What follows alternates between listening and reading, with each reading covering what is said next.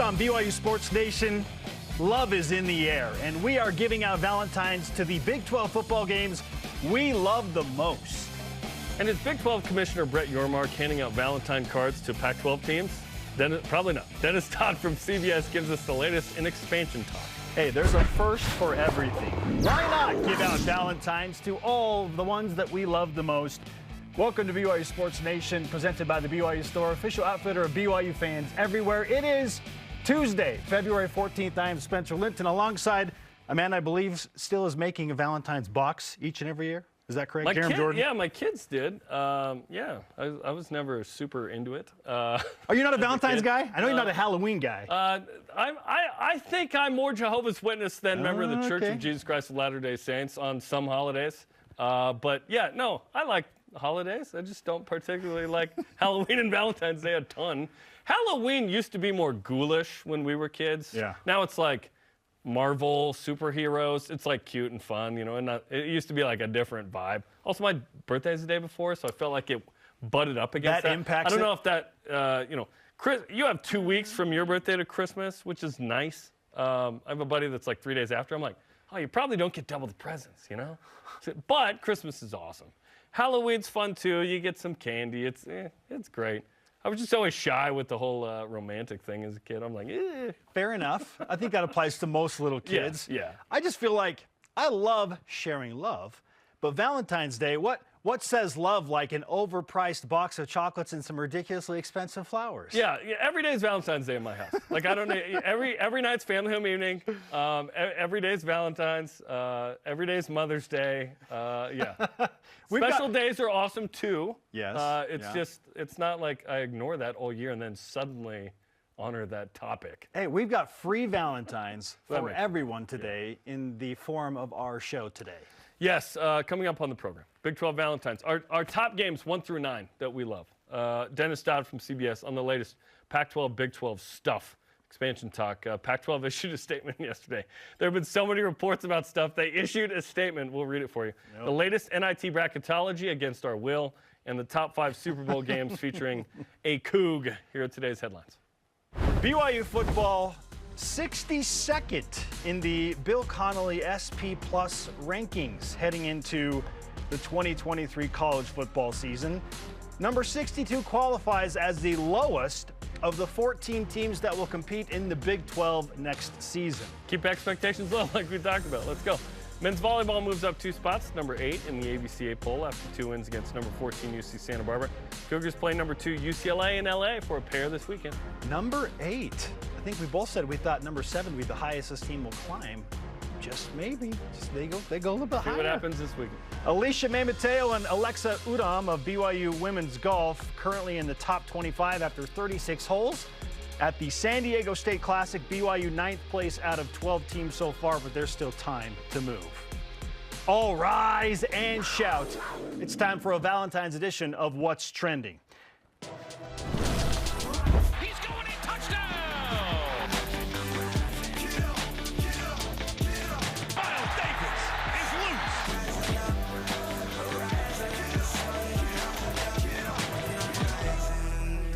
Yes. Don't we all love football and BYU football? I do love that.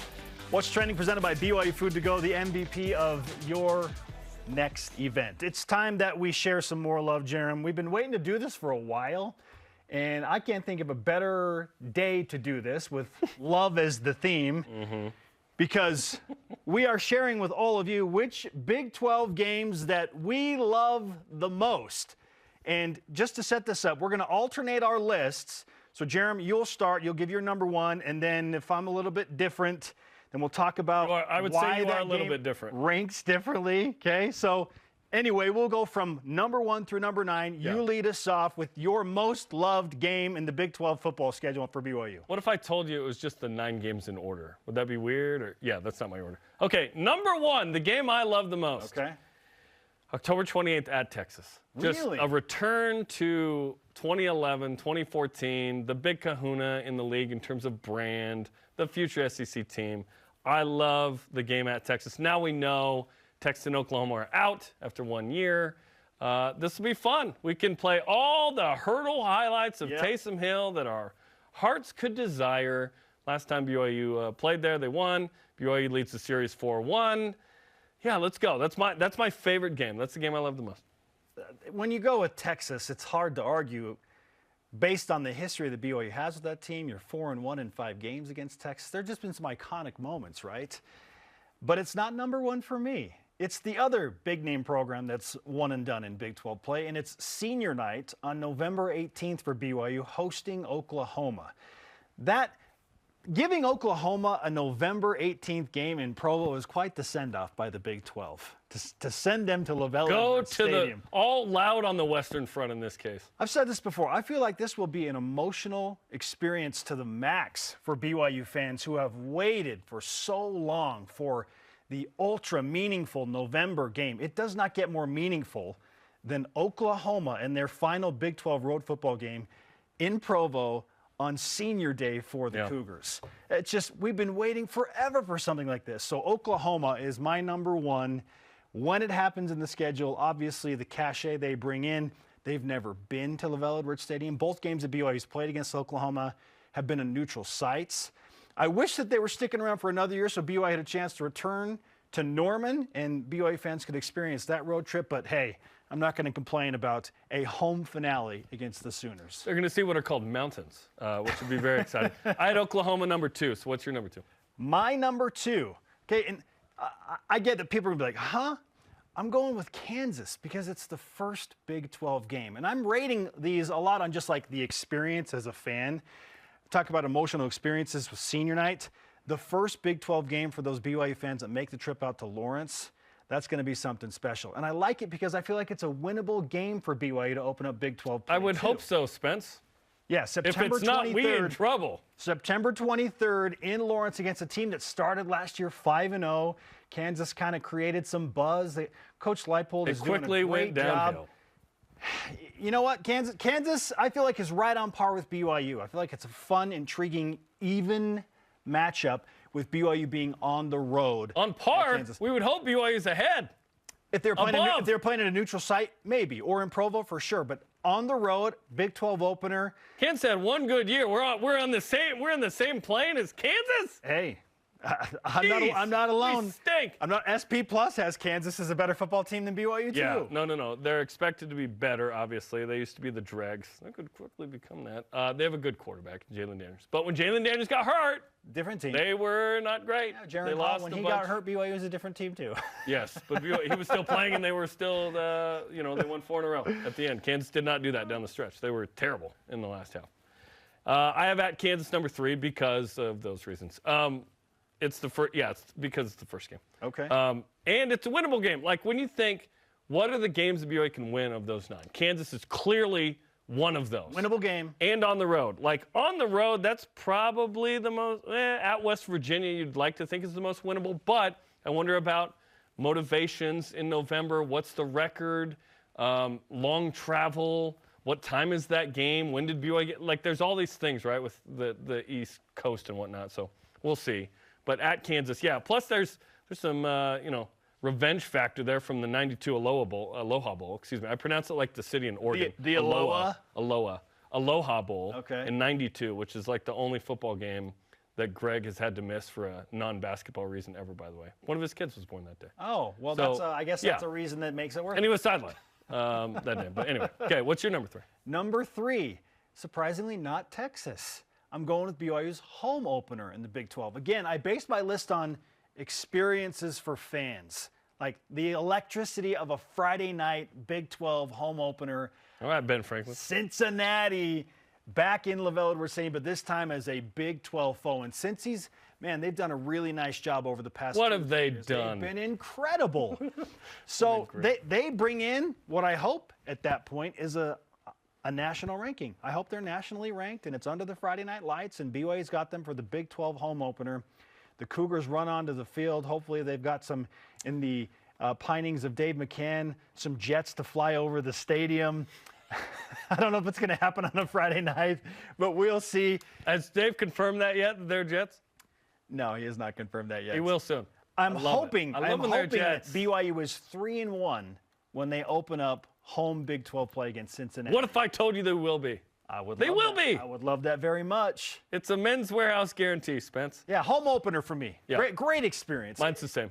Oh, number 4, Cincinnati. Cincinnati. Friday night, conference weekend, home opener, Big 12. Fantastic. Going to be electric. I have Texas at number 4. So the biggest difference we have on our list thus far is you got Texas number 1. Yeah. I got Texas number 4, probably because BYU and their fans have already had the chance to make that trip to Darrell K. Royal Memorial Stadium twice. But not in the same league. But not in the same league. And it's a finale. But Texas still number 4, very high on my list. Austin's going to be a great trip, great food, great culture, great game day build-up. That'll be a lot of fun for fans to attend on October 28th. All right, who do you have at number 5? At Oklahoma State. This is the regular season finale. I'm surprised myself that this isn't higher. T-Boone Pickens Stadium, like, this is going to be great. OSU is sitting there when Texas and Oklahoma leave as kind of that incumbent bigger dog, right, that's consistently top 25 and interesting last year, just 7-6, but, like, they're pretty good, right? BYU's got some revenge from not only Tangerine Bowl, but Fiesta Bowl in 74 and 76. So I haven't played since your boy Gary Scheide and Gifford Nielsen were suiting up for the Cougs. This game is lower on my list. I'll tell you the specific number in just a moment, but I'll tell you the reasons I don't love this game as much as you. I don't love that BYU has to play at Oklahoma State a week after they play Oklahoma. I think that's really tough. And it's Thanksgiving weekend, so it loses a little bit of luster for BYU fans to be willing to travel. I don't think that the turnout is going to be quite as high. Welcome to meaningful November games, people. I know. Like every year on Thanksgiving weekend, you're going to play a game that matters. And BYU might be playing for bowl eligibility. We hope they've already secured it a week or 2 or 3 before. But there's a chance they've got to win this game to make a bowl. It scares me a little bit, which is why I don't love that game as much. I also wish that Baylor were in that spot. And that's impacting why Oklahoma State's lower on my list. Sure. But if I told you that BYU wouldn't have Texas or Oklahoma but got Baylor, it's not worth it to me. I'm happy with the schedule because I just trade Oklahoma State for got Baylor. Texas and Oklahoma, and after that, it's gravy. Because guess what? BYU's going to play Baylor almost every year. I just want Baylor in the rivalry weekend. I feel like it just would make so much sense, and the base is already there. I don't care when a game is played anymore. Like, hey, this game needs to be this week for the doesn't matter to me. It's just at some point. Play the game. Play the game. And let's be honest, let's play them earlier so that weather's not a deal in that. Like, when you play in Provo and there's a bunch of snow, it just changes how you can execute. What's weather like in Stillwater, Oklahoma in late November, I wonder? Or even in Waco, Texas, for that matter, if BYU were playing at Baylor. We're about to find out. Right? Hopefully better than Provo. Yeah, they're not at elevation like this. Yeah, so the game, it kind of scares me a little bit. The stadium's beautiful. I've been there. I'm scared of like 7 or 8 of those games. Like, this is big boy football. Let's go. My number 6 game, after a bye week, at TCU.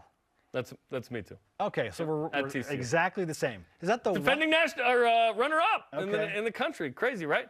No way they're as good. Definitely a game that, hey, you can go in there and pull off an upset, but hopefully BYU's the TCU of the Big 12, and they obviously don't like the playoffs. Crazy, but make a run and be competitive and win 8+. Yeah, middle of the pack for me. Yeah, number 6. Yeah. BYU's played that. They've been in that stadium a few times before. But again, not as a member of the Big 12, and not coming off a season where TCU was in the national championship game. What's funny is we'll get used to this, but just acknowledge, if we had at TCU on the schedule this last year, we'd be like, oh, that's like the 3rd or 4th best game. And we're like, oh, it's number 6. You know what I mean? And maybe we love Arkansas more than some of these. I do. I'd put Arkansas in the top 4. At Arkansas? Top 4 on the schedule. Like, I haven't thought about it, but like, this is pretty fun to just be like, yeah, this team is the 7th worst game on the schedule. Yeah, listen to and it's a great game. Like, it would have been seriously. top 5-4 traditionally for BYU. That's incredible. You bring up a great point. Yeah. Like, the places BYU is going: Arkansas, Kansas, Texas, West Virginia, TCU, Oklahoma State. It's awesome. So much Fantastic. fun. Okay, what do you got at number 7? 7, I have Texas Tech. Okay. Yep. Home game, October 21st. Yep. Okay, I've got Iowa State, so a different home game, but in November. And I'm probably putting more stock into meaningful November home games for BYU. Let's see, Texas Tech, BYU and Texas Tech have played one time. I cannot recall when this one time was. Was it in the 70s? Okay, 40s. Okay, if it was pre-Lavelle. Yeah. Yeah. There are some weird games where you're like, sorry, what? BYU opened the 72 season with Kansas State, and BYU won 13 7 or so. There's just some weird I can't ones. wait for the open. Texas Tech BYU, a matchup 80 years in the making. They've waited for years. The Robert and I game. Yeah, the Mike Leach game. Okay, so we alternate Rest in different peace. home games, number 7. At Oklahoma State's number 8 for me. I have Iowa State. Okay. Yeah, which Iowa State had its kind of flash in the pan COVID year there. Your boy Brock Purdy for a couple of years did nice. Yeah, they were good, but they've traditionally not been that good. Outside of like Brock Purdy, not great. Maybe Kansas will say that. Outside of Jalen Daniels, not great. And let's be honest, they weren't that great last year. They were just way better. Yeah. So we're like, oh, maybe that's a tougher game than we thought. Because like 8 months ago, we would have been like, oh, Kansas, automatic win. Easy. Keaton Slovis can play left-handed and win that game. No. That's going to be a game where it's like, okay, you got to show up. I just realized I don't think I gave you my number 5, Morgantown at West Virginia. Oh, at West Virginia 5. Why do you like that one so much? You love like raccoon hats or something? Davy Crockett? There are some storylines at play here when Keaton Slovis returns to West Virginia. Yes, there are. I believe he doesn't like West Virginia, if I recall a certain clip from last year. He played in the backyard brawl and won it as Pittsburgh's quarterback. So I like the trip into a unique place. Morgantown, it's a different place, and I like experiencing. You can say that about any city new in West things. Virginia, right? Yeah. So Morgantown. Also, I want to visit the home state of our friend Chase Fisher. There you go. I've never been to West Virginia. My sister lives in West Virginia. I got to go at some point, you know? Yeah. I hear it's beautiful. I hear it's an incredible game day atmosphere, and I'm sure they're going to be super welcoming to Keaton Slovis. Yeah, I think they'll be very cordial. Extremely cordial. Yeah. That one's right in the middle. Number 9 for me, Texas Tech. What you have on the bottom? At of the West list? Virginia. At West Virginia. This a game doesn't. If this game wasn't on the schedule, I'd be fine. Really? Yeah, it's just whatever. Okay, cool. Check that box, West Virginia. I'm a fan of longer. It's a more road winnable trips. game. Yeah, and I like that too. On the field, but like that that field too. just happens to be a long ways away from BYU. So that's a long road trip. I think BYU's record is going to be decent at this point. I think November is where BYU butters the bread on the season. Okay. Because I think BYU gets off to a nice start with at least 2-1, right? And then you get into league. You have at Kansas. You have Cincinnati at home. There are a couple of games that you're hoping you come out and win both those games, and you're like all of a sudden 4-1 early and probably ranked. And then you get some tougher games, right? But if you walk into November and if you've got 5 wins or 4 wins, it's like, okay, you got to go 2-2 to get to a bowl game. Or if you go 3-1, now you're interesting. You're 7 or 8 wins. So I think November's going to be real critical. What a fun list to put together. We don't hate any of them. I love all of them. We love all of them. Absolutely. We just different Especially measures today. of love. Yeah. We love, It's like our love, children. continued love in the spirit of Bronco Mendenhall. I tell my Oklahoma and children, Texas. I love you no matter what, but I like you a little more when you listen, just so you know. Okay, so my 9 games, 1 through 9. At Texas, my favorite. Oklahoma, at Kansas, Cincinnati, at Oklahoma State, at TCU, Texas Tech, Iowa State, at West Virginia are my 9. Okay, and my 9 from 1 through 9. Oklahoma, at Kansas, Cincinnati, at Texas, at West Virginia, at TCU, Iowa State, at Oklahoma State. That game scares the heck out of me after playing Oklahoma in late November. And then Texas Tech rounds out my 9. That's beautiful. It's good to be in the Big 12. I love it so much. It's good to be in the Big 12. Our question of the day. What is your one true Valentine on the Big 12 schedule, a.k.a. the game you love the most? Greg Romano on Twitter says, we've got a couple of dates that BYU has enjoyed a little bit more than Oklahoma, but now it's time to meet mom and dad. What? Okay, he's gone on a couple of dates with Oklahoma too. Yeah. No? Okay. Got to meet mom and dad and the rest of the family at my place for the first time. Mom and Dad are Texas and Oklahoma Bringing mom, in the league. Bringing mom and dad to Provo, okay?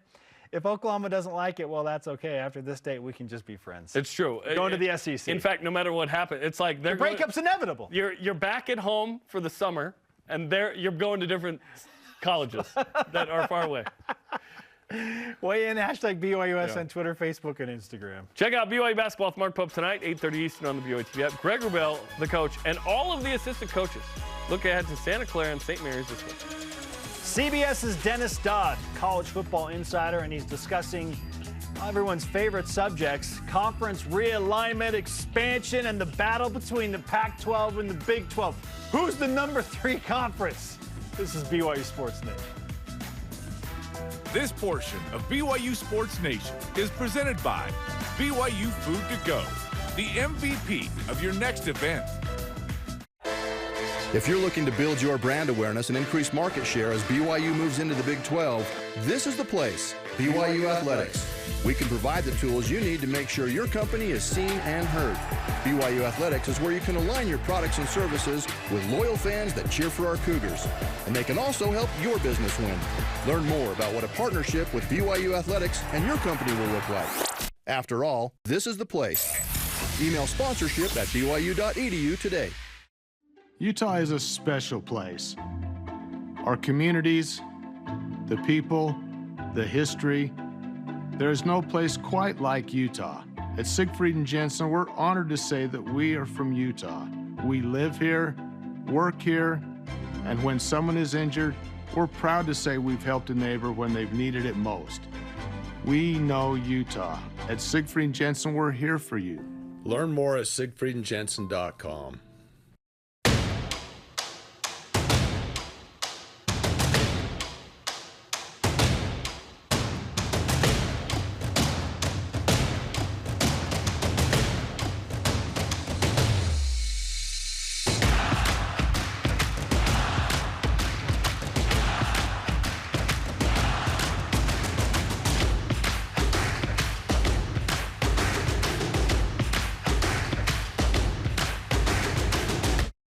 As we've spent time working with so many groups around the world, we've learned a lot. I have really learned the importance of gratitude. African electrical systems. Well, I've learned that Kieran actually loves concrete. The power of cooperation. But above all, We've learned the world is a family. And fixing someone else's problems ends up fixing my own.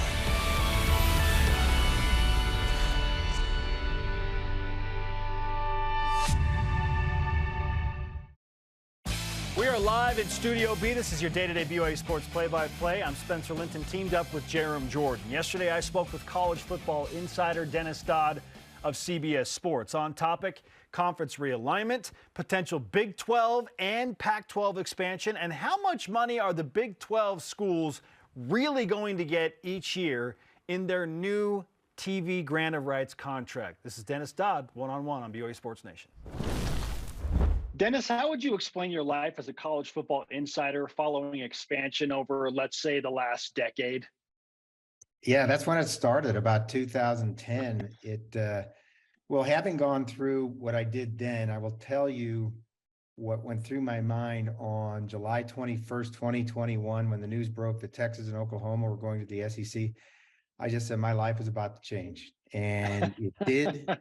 Personal life, professional life, time constraints, because it's not just that piece of news. It's what it does, the waves that come out, like you said, realignment, every other conference, the speculation. I have this overarching thought about realignment. Anything you write can't be wrong because someday it could be true. You can just throw anything out there. Yeah, that makes sense. I mean, when USC and UCLA are going to the Big 10, 4 time zones away, then anything's possible. Wild, to say the least. And you reported last week, and we believe it to be true in the moment, that the Pac-12 was looking seriously at adding San Diego State, SMU. So from a Big 12 standpoint, if you're Commissioner Brett Yormark, who says he's open for business, is it in the Big 12's best interest to go after SMU and compete for the Pac-12 in that regard, or just be blatantly open to poaching from the current Pac-12? No, SMU is not in play. There's significant question of what SMU brings to the Pac-12. Obviously, the Big 12 is already in Texas. They don't need SMU to get a recruiting base in Texas. They're good there. They had a team just play for the national championship. So no, SMU is not in play for the Big 12.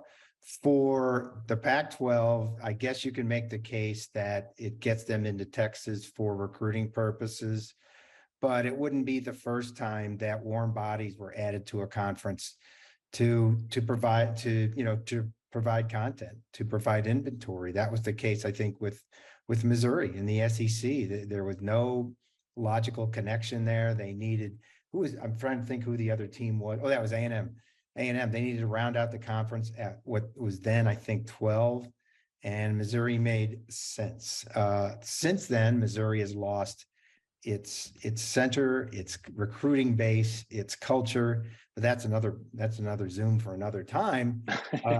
Yeah, the Pac-12 is zeroing in on those two schools because it has been told to do the deal at once financially, it needs to add inventory. And so by doing that, they go from 75 games offering annually to 90 games. Now, the question then becomes, what was the value of the 10 if you have to go to San Diego State and SMU to get the money you want?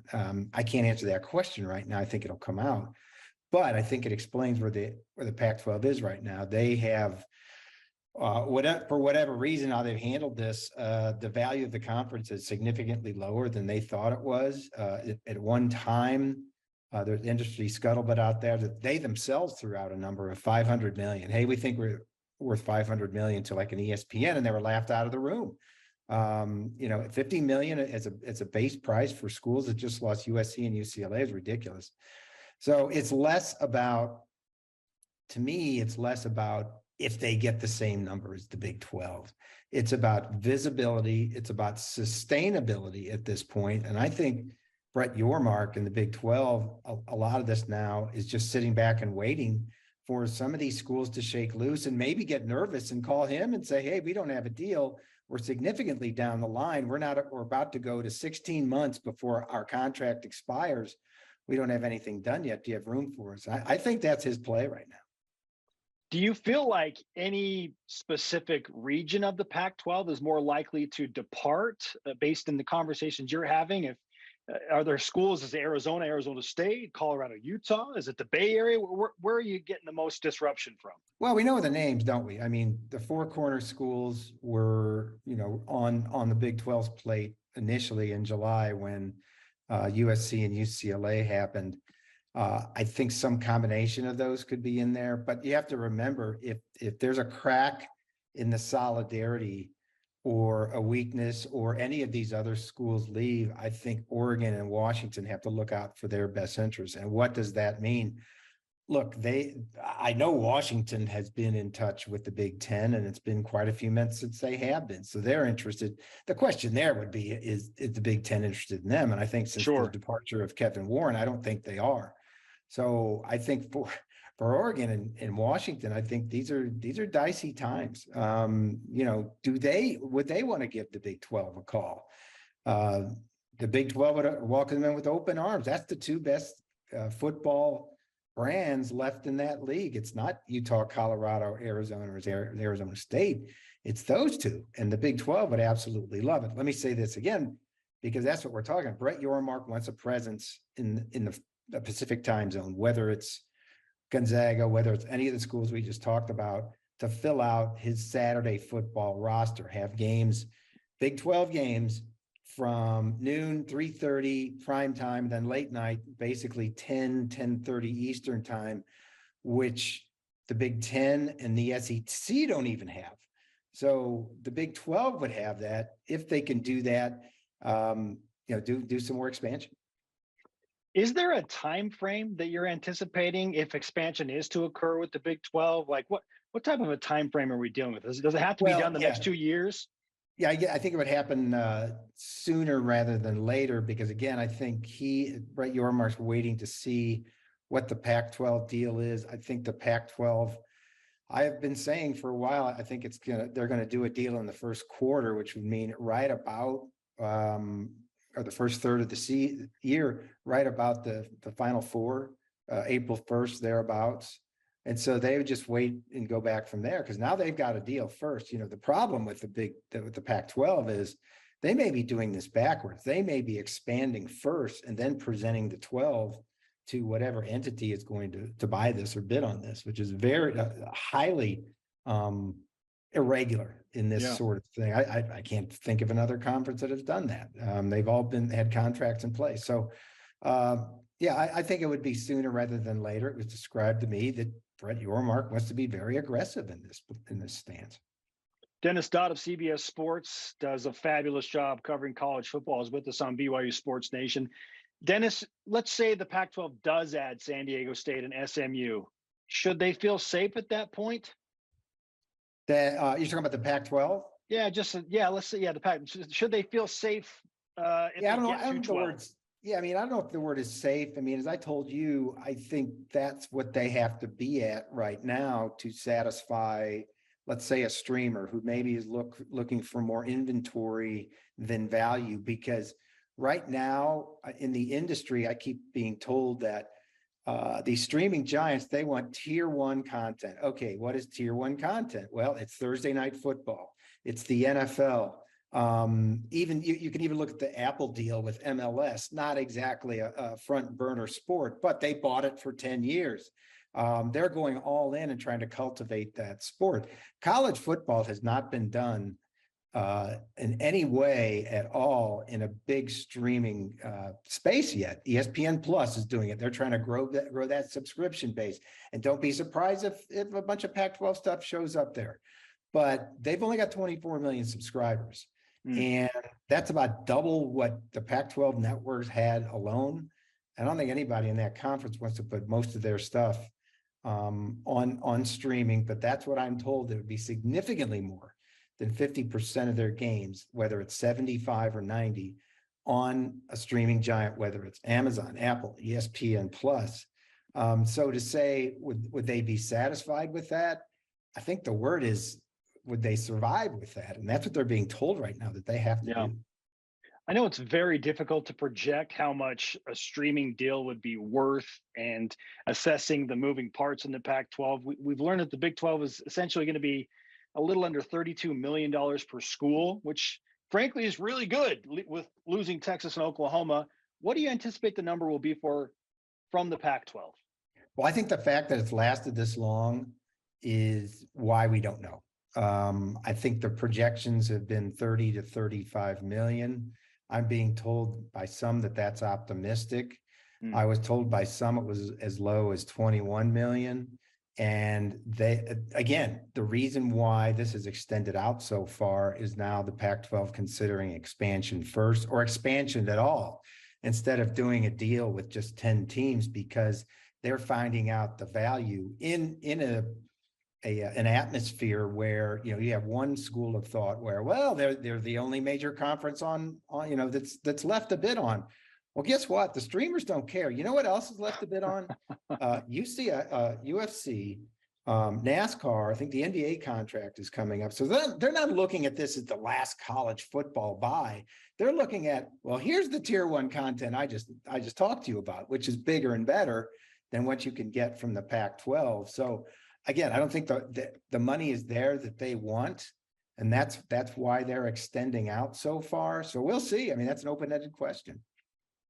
Great stuff again from Dennis Dodd of CBS Sports. We'll finish up with some Big 12 questions. Dennis, with the early departure of Texas and Oklahoma in 2024, how does that impact the landscape of college football? And primarily, how does it affect the Big 12 and their own stability? Yeah, no, look, I think both parties were motivated to get something done. Texas and Oklahoma and the Big 12, they get a windfall of cash, $100 million that will either be distributed to the members or used to entice some teams in expansion, or both. I think that's both on the table. So that's a win for the Big 12. Texas and Oklahoma didn't want to be here. We don't have to rehash that. We know that. They wanted to get out as soon as possible. The next step for them is, I think the SEC world is really interested to see how that schedule looks, the scheduling model, where I think the only thing we know for sure right now is that, you know, right now you have an uneven schedule where a team like Georgia has never visited Texas A&M. And that's what been over 10 years since they've gotten in the league. So I think what they've said is every of the 16 teams, every team is going to be on each other's campus at least once in a 4-year period, which is huge with 16 teams. That's almost mind-boggling that you could accomplish something like that in football. But that, and maybe one division in the SEC, I think every FBS conference is eventually going to do that. So that's the thing there. And then we will be following with sort of a soap opera's interest as to how they do in football in Texas and Oklahoma. And they certainly won't be running the roost in the SEC. We know that, like they did in the Big 12. So no, for the Big 12, it's onward and upward. In 2024, they will have, indeed, the Big 12 indeed will have 12 teams for the first time in in 10 years unless there is expansion. Hey, we might as well get to the actual number at some point. That's a Right. great point you bring up. And then I want to finish with this. Do you feel like Brett Yormark and the Big 12 settled in any way with their TV contract because they were in such a hurry to lock things in? Well, I don't think they settled. I think there's a school of thought like, oh, they took less money just so they could get a deal done. Look, it was the deal that made sense for both sides. And there was no, look, again, what was out there was streaming about to take off, but not here yet, that number was going to be bigger if they let this contract run out. So they took what they could get. And I think the biggest piece of it, they're getting more money than with these 12 schools than they did with Texas and Oklahoma. That still boggles my mind. Yeah. Where 31.66 million average per year, the conference, the people I talk to in the conference think with NCAA college football playoff revenue, with NCAA tournament revenue, with bowl revenue, that they're going to come out something close to $50 million per year. And if you would have told people that again in July of 2021, that was going to happen, you would have been laughed out of the room. So I think they're in pretty good shape. I mean, if we're going to talk about taking less for the dollar, I wonder where the Pac-12 is going to sit at right now. Brett Yormark had a vision. He attacked it. He went early. I think it's going to pay off. And by the way, it was a short-term deal. What was it, 6 or 7 years? So it's not a 15-year deal like the ACC saddled with. So it's very nimble. They're going to come out of that with a value at the time that's going to be, bigger than it is now. There's this strange race to be the third strongest Power 5 conference. I don't know what it is, but it's there, right? Yeah, it's all since realignment again started this version in 2010. There's always been this, what if, who's number 3, who's number 5? Look, it's for a time, it was always going to be the Big 12 or the Pac-12 is the 5th conference. That's just the way it worked out. Well, now the ACC signed that long-term deal. They're going to be last. But does it really matter? Don't we know that the Big 10 and the SEC are the 2 most powerful conferences? And none of this is going to change that. Now, have they never been richer? Yes, that's true. But none of that was going to change it, in this process. Fascinating stuff. Dennis, how can college football fans and certainly BYU fans who I know love to read your stuff find more of your material? Oh, it's really easy. CBSsports.com. There most every day during the season, and then obviously in the off season with this kind of stuff.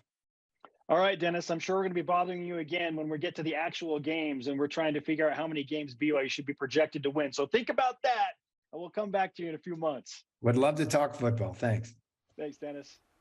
He's a class act, an incredible college football writer, and he is very much in the nitty-gritty details of college football expansion and realignment.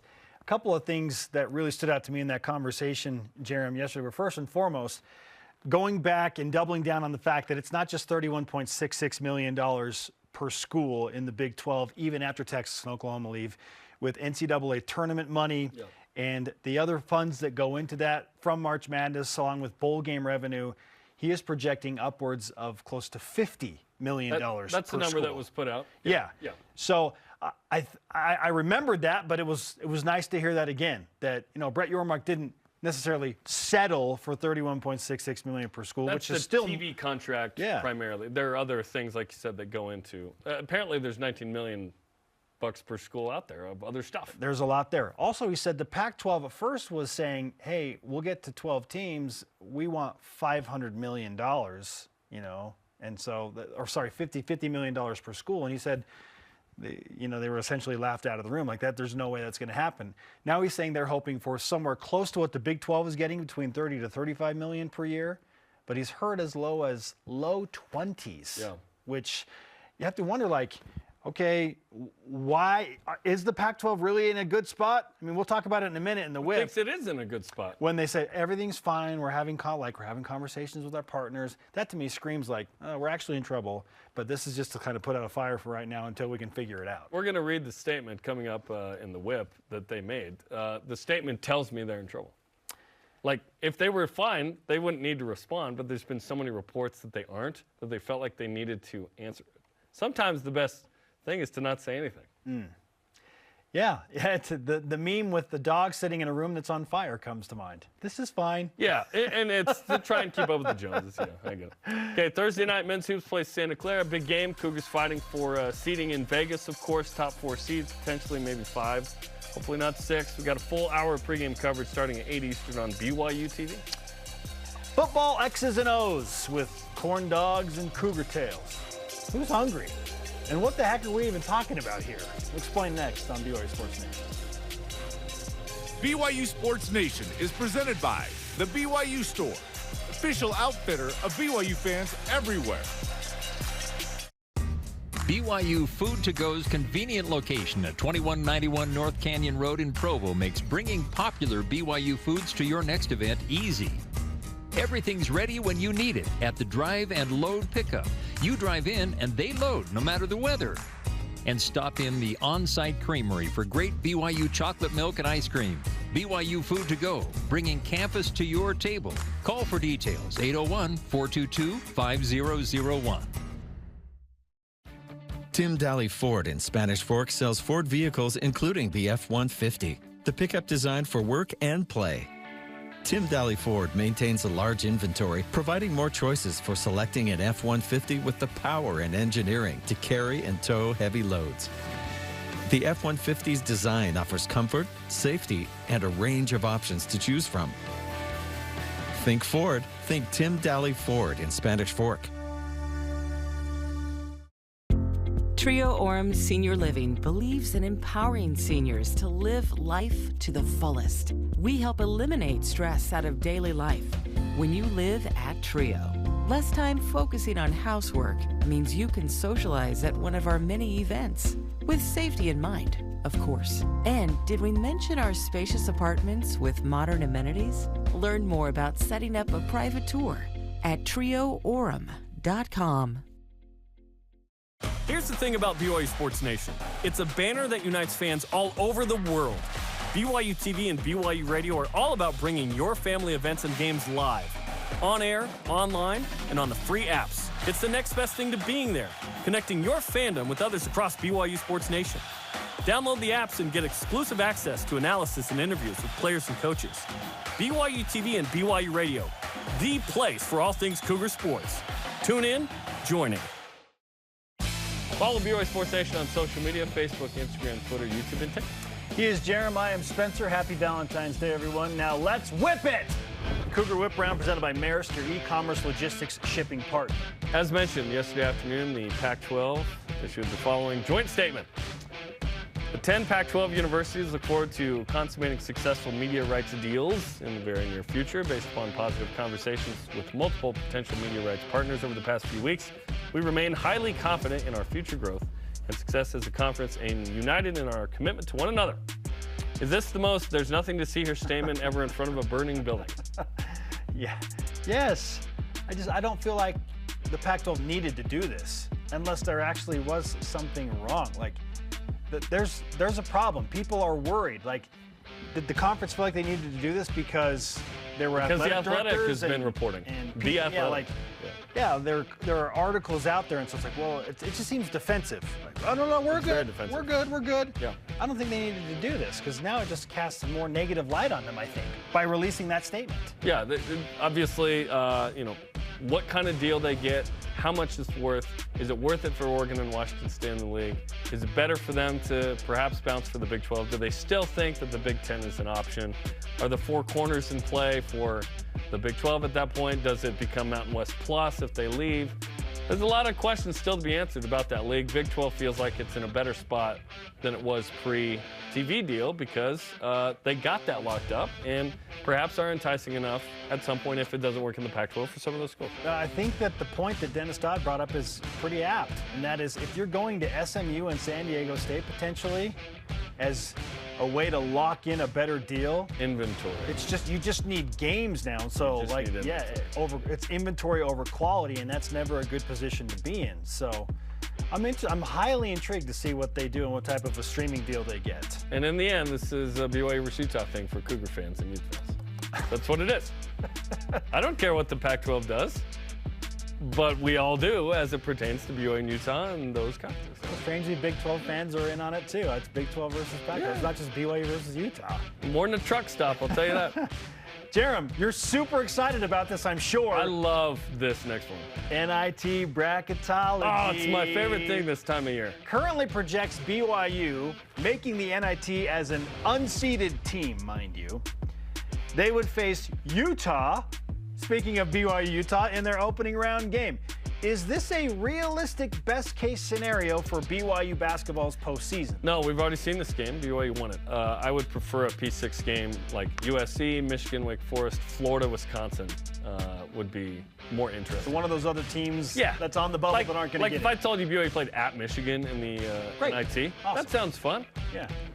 Yeah, that'd be I'm more interested in that than BYU-Utah, especially up in the Huntsman. And that's realistic, right? Yeah, BYU is an unseeded, so like 5, 6, 7, or 8 You're going on seed. the road to a top 4 seed. Yeah, give me somebody in the Big Ten. That'd be a fun game. In a recent interview, Andy Reid said the name of the play that scored twice for the Chiefs in the Super Bowl is corn dog. Great Ryan Shoop in the rubber band song. Should BYU have a Cougar tail play, and what should it be? Yes. In fact, do they? Do we know that they don't have a play called Cougar There's tail? some fun images on some of the play call boards. We're going to have to ask Aaron Roderick about this. Maybe they already have one in play. But if I were to pick Cougar tail as a play, it would be that double reverse flea flicker that A-Rod has run 3 or 4 times that typically ends up in a big play or a touchdown. Boise State was a good one. You know, it wasn't A-Rod, but before that, Wisconsin. Yes. Yeah. I think it should be the Philly special, the throwback to the quarterback. The throwback to the quarterback. Yeah. Philly special. Cougar tail. Yep, Cougar tail. All right. Or some wheel route or something, just for the tail. Yep. Okay, listen to Men's Hoops versus Santa Clara on BYU Radio Thursday night. Pre-game starts at 8 Eastern with Cougar Pre-Game Live. It's a super top 5 Valentine's Tuesday as we share more love and look back at Cougars in the biggest of football games and their triumphs. This is BYU Sports Nation. This portion of BYU Sports Nation is presented by Maersk, your e-commerce logistics shipping partner. Welcome to a partnership where customer experience comes first. It's our focus. It's your expectation. We provide support to those that go the extra mile for all of us. Supplying products, training, and service for generations. Learn more at bradyindustries.com.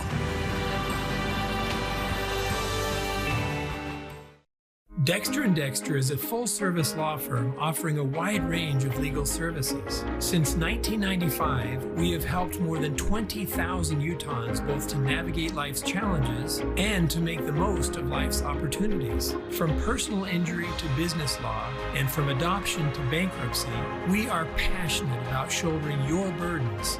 To learn more about scheduling a no-obligation consultation, visit dexterlaw.com.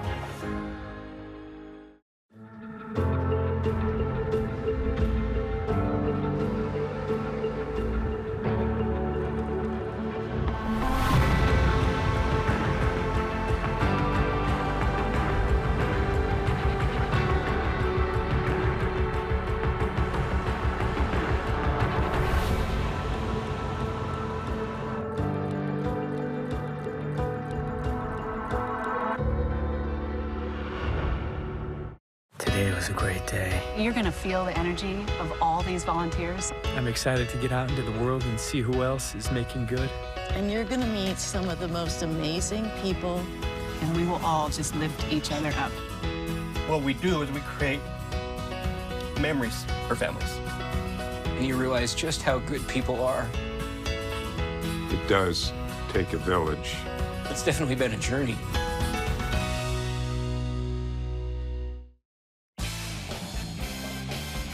Welcome back to BYU Sports Station. We are live in Studio B. Hope you're enjoying your Valentine's Day. It is a Top 5 Tuesday on top of the holiday, featuring the top 5 Super Bowl wins involving at least one BYU Cougar. Jarom, start us off. Number 5, Super Bowl 43. This featured the Steelers with Chris Hoke and Brett Keese. Will be the Cardinals 27-23, who had Aaron Francisco defending in the back of the end zone when Santonio Holmes got an incredible toe-tapping touchdown with 35 seconds left to win.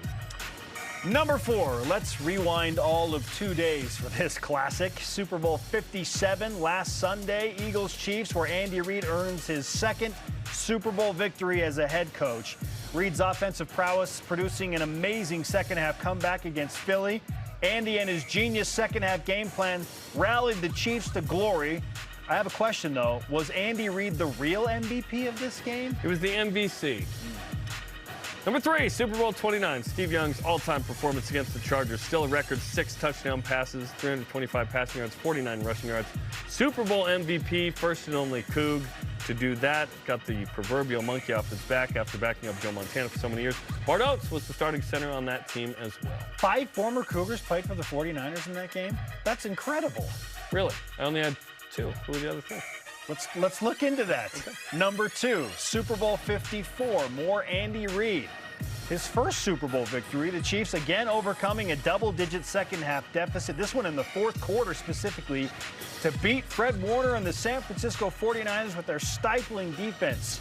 All-Pro Fred had an interception for the Niners, but the Chiefs outscoring San Francisco 21-0 in the fourth quarter to seal the epic victory. Seal the deal. And number 1.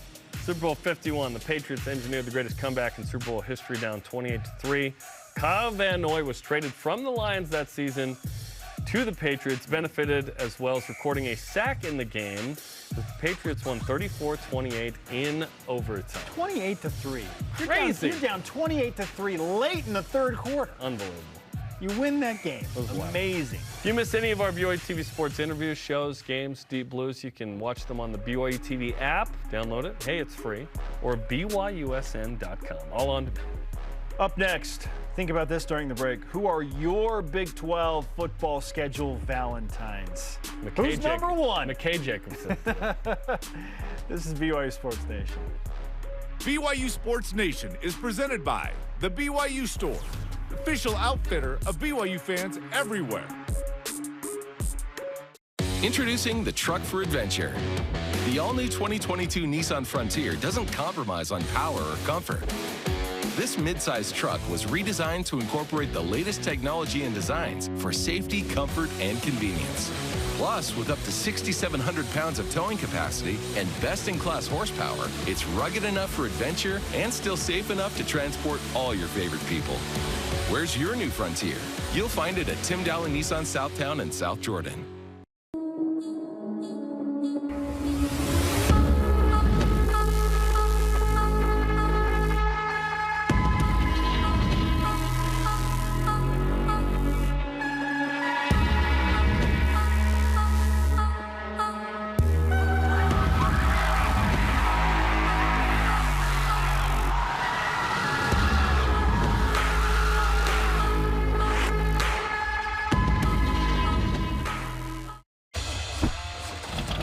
On the season premiere of Relative Race. What in the world are we about to do?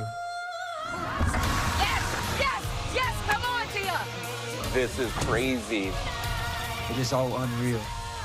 It was a bowl of emotions. I'll never forget this moment. Everything that I was missing, I really did feel like I got that when I hugged them.